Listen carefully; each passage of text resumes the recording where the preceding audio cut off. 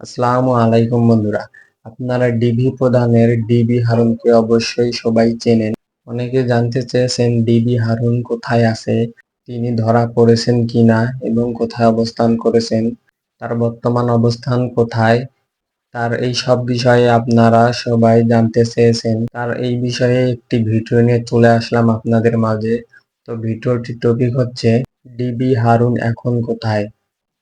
তো আমরা এই ভিডিওটি নিয়েছি ২১শে টেলিভিশন টিভি চ্যানেল থেকে। তো এই চ্যানেলটির লিঙ্ক ও এই ভিডিওর লিঙ্কটি আমরা ডিসক্রিপশন বক্সে দিয়ে রাখবো, ওখান থেকে চেক আউট করতে পারেন। সেই সাথে ভিডিওটি শুরু করার আগে যারা আমাদের চ্যানেলটি এখনো সাবস্ক্রাইব করেনি তারা আমাদের চ্যানেলটি সাবস্ক্রাইব করে পাশে থাকা বেল বাটনটি অন করে দিন। তো বন্ধুরা, এবার ভিডিওটি শুরু করা যাক। পুলিশের একসময়ের প্রতাপশালী কর্মকর্তা ডিবি হারুন এখন কোথায়? হাসিনা সরকারের পতনের পর থেকেই কোটি মানুষের প্রশ্ন। ২১শে টেলিভিশনও খুঁজেছে সেই প্রশ্নের উত্তর। কানাঘুষা চলছে, গা ঢাকা দিয়ে দেশেই আছেন তিনি। পুলিশও খুঁজে চলেছে এই পুলিশ কর্মকর্তাকে। কেউ কেউ বলছেন গোয়েন্দা জালেই আছেন ডিবি হারুন। দীপু শিকদার জানাচ্ছেন বিস্তারিত।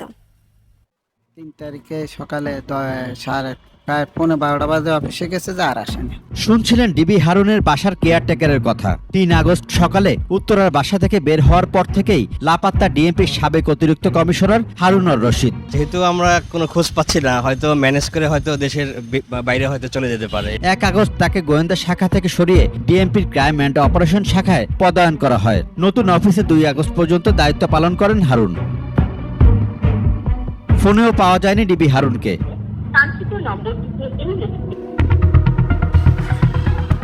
অনুপস্থিত পুলিশ সদস্যদের খোঁজ নেওয়া হয় পুলিশ সদর দপ্তরে। সেখান থেকে জানানো হয় তাদের সম্পর্কে খোঁজ খবর নেওয়ার চেষ্টা চলছে। যে সকল পুলিশ সদস্য এবং কর্মকর্তা যারা কাজে যোগদান করবে তাদেরকে কিন্তু ১৫ আগস্টের মধ্যে কিন্তু কাজে যোগদান করতে বলা হয়েছিল বা নির্দেশ প্রদান করা হয়েছিল।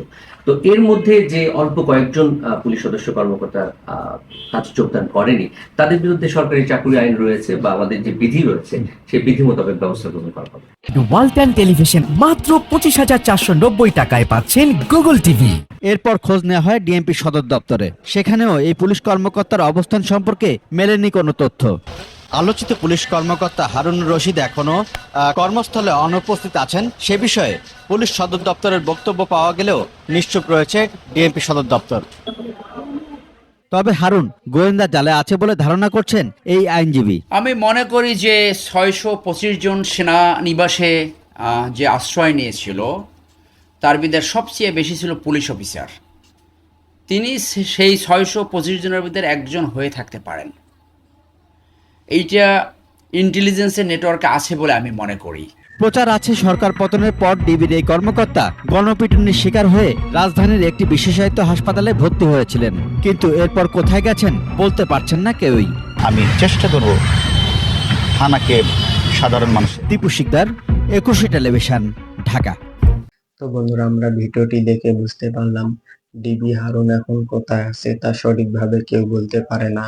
তিনি হয়তোবা কোনো আত্মগোপনে আছে বা দেশের বাইরে চলে গিয়েছে। হয়তোবা তিনি দেশে থাকলে তার বিরুদ্ধে অবশ্যই কোনো আইনি ব্যবস্থা নেওয়া হবে। তো বন্ধুরা, সব মিলে ভিডিওটি কেমন লাগলো আপনারা অবশ্যই কমেন্টে জানাবেন।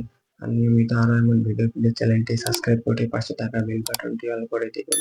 আর নেক্সট টাইম কেমন ভিডিও পেতে চান আপনারা অবশ্যই কমেন্টে জানাবেন। তো বন্ধুরা, আজকে পর্যন্ত আরেকটি নতুন ভিডিও নিয়ে দেখা হবে। ধন্যবাদ, আল্লাহ হাফেজ।